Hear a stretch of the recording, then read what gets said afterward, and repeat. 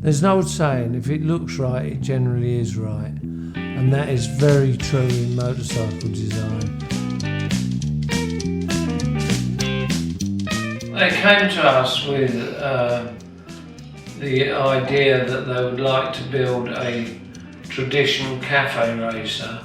Our intention was not to make a motorcycle which a very good rider could ride brilliantly.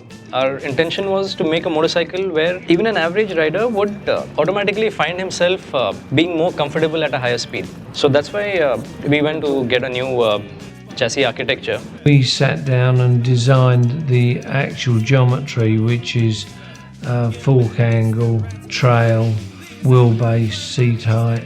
When we were testing in the UK, we were pretty happy with the results. But when we came back to India, we realized that the roads are a lot more bumpier. It needed that clip-on, head-down, racing position to look authentic and correct. But at the same time, the bike had to have enough suitable manoeuvrability within Indian traffic to be build what we call a rough, a tubular structure which resembles the finished article.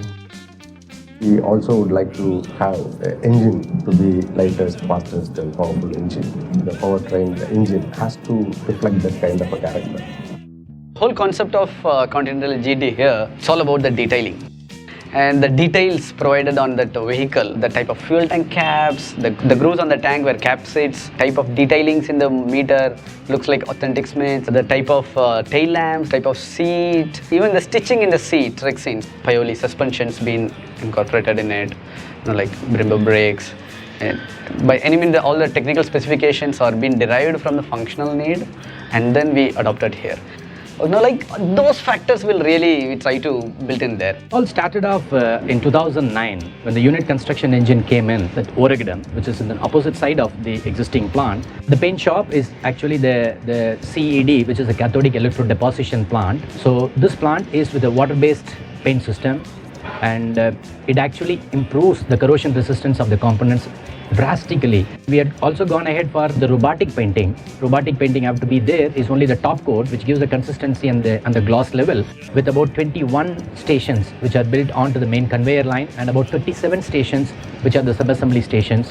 And this is built with the capacity in mind of takt time, we call it, that is at what period one vehicle can be delivered. At every 1 minute one vehicle can be delivered.